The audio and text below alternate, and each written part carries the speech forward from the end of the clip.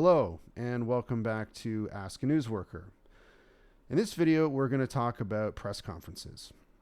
I talked a little bit about press conferences in my previous video, What is News, but I'm just going to delve a little bit more into press conferences, how they work, what they're all about.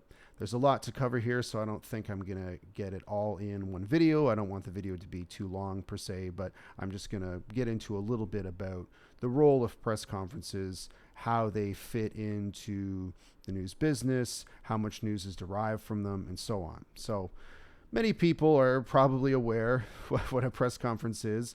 It's what it sounds like. It's a conference that has been organized and created for the press. So the press can come and ask questions to a politician, an official, a business leader, whomever, a celebrity. There's many different types of press conferences. The main point of a press conference is to bring people together to help publicize a message, publicize an event, information, statements, whatever. It's a place to make public statements that the press will then notate, take down, and turn into news items for distribution around the world, or whatever the reach of the media outlet actually is. So that's the primary purpose of a news conference, a press conference as it's also called. And I think a lot of people understand that already. It's pretty obvious. Some things that people maybe don't understand about press conferences is that there are many things often said at a press conference that don't make the news. And that can sound surprising to a lot of people because the assumption is, well, if it's at a press conference, it's all being recorded, it's all being broadcast, so surely it's going to all become news in some sense, some fashion. But that actually isn't the case in many cases. A lot of the times a press conference will maybe go a half hour or an hour, it depends, or it can be 10 minutes. They vary in length. But sometimes there's a lot of things that are said at a press conference that don't become news. And a big part of why that is because people who work in the news business, such as myself, are listening for certain things in the conference to pull, to quote, to make mention of. And if we don't hear anything of special significance, we'll leave it alone. Now, that doesn't mean that it's not of significance to somebody out in the world somewhere, a broader significance to people out there, but it just means that what the news worker makes a news item has to be relevant to them, be it a worker, an editor, whomever. The news decides, in effect, what from the press conference will become news. So there are many situations where if you were to watch a full press conference and then compare it to what news was created from that press conference, you might be surprised in some cases that there are many details, many questions, many subjects that came up that didn't become news items for some reason. And again, that is because in most cases, at least in the current media landscape, because the media workers who were creating news items from that press conference decided that some things are more worthwhile writing about than others. There may be cases where a journalist or reporter in the question and answer period brings up a specific topic or issue that they want to write about, but maybe the person speaking doesn't address it properly, or it just doesn't become a news item for whatever reason. Maybe the person's own editor said, we're not going to really write about that. We're going to write about something else. So the key thing to know about press conferences is that a lot is happening in them, but not everything becomes news. A 30-minute press conference, for example, might only have a few things that are snipped out of it to turn into a news item, be it an audio news item, a print news item, a video news item. There's a lot that's sort of left on the table, left on the cutting room floor, so to speak. A lot of people might think, that stuff doesn't matter. It's not important. You know, the news would only clip the most important stuff and share it with the rest of us. The news outlets and the news business would only really save the most important, relevant stuff for us, and who cares about the rest? And in many cases, that is true. I mean, they are trained. People like myself are trained to listen for specific announcements, but there are a lot of cases where something interesting might happen or a topic might be broached that is simply not reported on or doesn't become a news item, even though it was discussed at the news conference. A lot of people, once again, don't have the time or availability or interest to listen to the whole conference, so they don't know that. But when you're a news worker, when you work in the news business, you routinely hear news conferences from start to finish, and you can tell that they're often, not all the time, but in many cases, diverse events where a lot of topics are being brought up, depending on the nature of the event, depending if it's a politician or business leader, whatever, if it's an activist, it all depends. But usually there's a lot going on, and yet only a percentage of that will be reported on and turned into news items.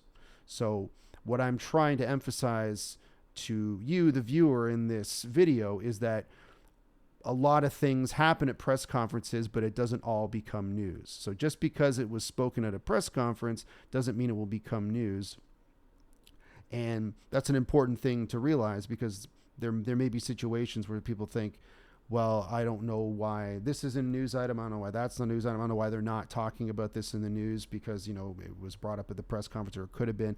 Again, in many cases it was. It just didn't become a news item. So the press conference is shrunk down, is picked from to make news items out of. It's like almost like hunters who have, taken down an animal or something, and they're just taking certain pieces out of it. They're not using the whole thing. And maybe the whole thing isn't that useful. It all depends. It's going to depend on the press conference. But I myself have witnessed many situations where some interesting things are happening in a press conference, but then it later doesn't become news. And as I continue to do this channel, I'll point out specific examples of what I mean and make specific videos about that. But that's one thing to realize, is that if you're listening to the news in your car, on the radio, or you're watching a television spot or a television sort of special later on, the 6 o'clock news, granted, doesn't exist as much as it used to, but if you're looking at like a video even on YouTube of a composed news report that's like 2 minutes and includes some press conference footage, understand that there was a lot of other stuff that happened that might have been relevant, that might have been interesting on its own right, but it wasn't included for the sake of brevity. So there's a lot that happens at news conferences that doesn't always get turned into news items. And that's an important thing to realize. Also, and this may require its own video, you may have noticed the phenomenon as a viewer, if you've ever watched a live press conference happening, where the question and answer period will come, a reporter will ask a question, usually of a politician. This happens with politicians quite a bit. A reporter will ask a question of the politician. It'll be very specific. It'll be very focused. It'll be very sort of curated on a specific topic or interest, a concern that they have, that the public has. And then the politician will not answer it in any way. They'll just give a response that they feel is suitable for public consumption. They'll basically, in many cases, just restate policy. If it's a political party, especially if it's a party in power, they'll just restate their political policy. They'll just reaffirm something that we've already heard before, and they'll just completely, deliberately ignore the question that the reporter has asked. This has happened many, many times. It's very, very frustrating for the journalist, for the reporter, for the news editor, for the news worker, and for the public, but it's not yet entirely clear how to get around that particular problem, because in the end, the reporter at the event is only going to be able to ask so many questions. Usually they're given a question and then a follow-up, and if the question isn't properly answered after those 2 tries, the people hosting the news conference move on. And the reporter could make a fuss and say, you didn't really answer my question. I'm looking for a very specific answer here. But there's a good chance they would be asked to leave if it became too aggressive. So another good thing to realize about press conferences is that whoever organized the press conference, whoever is holding it, who's throwing it and planning it, they're the controllers and managers of the event. It's their party, so to speak. They're the ones who threw it, and they can control the parameters of it. And this can cause issues with people not getting the answers they really want.